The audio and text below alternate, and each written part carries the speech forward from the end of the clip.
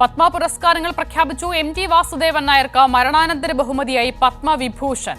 Malayali hockey താരം ടി.ആർ. ശ്രീജേഷിന് പത്മഭൂഷണും ലഭിക്കും. Sibi Joseph വിവരങ്ങൾ നൽകാൻ ചേരുകയാണ്. സിബി, മലയാളികളെ സംബന്ധിച്ചിടത്തോളം ഏറെ സന്തോഷവും ആഹ്ലാദവും നൽകുന്ന പുരസ്കാര പ്രഖ്യാപനങ്ങൾ കൂടിയാണ്, അവാർഡ് പ്രഖ്യാപനങ്ങൾ കൂടിയാണ്. വിശദമായ വിവരങ്ങൾ എങ്ങനെ?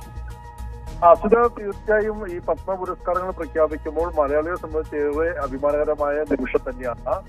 ഇതിൽ ഈ മലയാളത്തിനേക്കാളത്തെയും എഴുത്തുകാരൻ ഇപ്പോൾ മരിച്ച എം.ടി. വാസുദേവൻ നായർക്ക് അദ്ദേഹത്തിന് പത്മവിഭൂഷൺ നൽകിക്കൊണ്ട് ആദരിച്ചിരിക്കുന്നു. എം.ടി. വാസുദേവൻ നായർക്ക് മരണാനന്തര ബഹുമതിയായി പത്മവിഭൂഷൺ നൽകിയതായി ഇപ്പോൾ പുരസ്കാരം തേടിയെത്തിയിരിക്കുന്നു. അതോടൊപ്പം തന്നെ പത്മഭൂഷൺ പുരസ്കാരത്തിലും 3 മലയാളികൾ, ഡോക്ടർ ജോസ് ചാക്കോ പെരിപ്പുറം, അതോടൊപ്പം തന്നെ ടി.ആർ. ശ്രീജേഷ്, നടി ശോഭന അടക്കമുള്ള 3 പേർ. നടി ശോഭന തമിഴ്നാട്ടിൽ നിന്നാണെങ്കിലും ശോഭന അടക്കം 3 പേർക്ക് പത്മഭൂഷൺ പുരസ്കാരം ലഭിച്ചിട്ടുണ്ട്. അതുകൂടാതെ പത്മശ്രീ പുരസ്കാരം I.M. വിജയൻ, കെ ഓമനക്കുട്ടിയമ്മ, അങ്ങനെ ഇതിൽ പത്മശ്രീ പുരസ്കാരവും ലഭിച്ചിരിക്കുന്നത്. എന്തായാലും പത്മ പുരസ്കാരത്തിൽ ഈ മലയാളികളെ സംബന്ധിച്ച് ഏറെ അഭിമാനകരമായ നിമിഷം തന്നെയാണ്.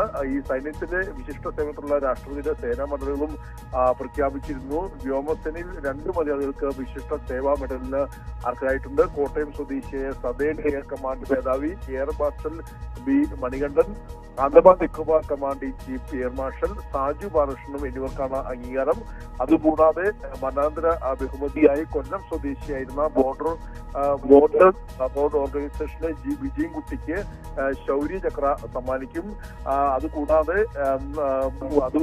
സേനാ മെഡലുകൾക്കൊപ്പം ജീവൻ രക്ഷാ പദവി പുരസ്കാരങ്ങൾ പ്രഖ്യാപിച്ചു.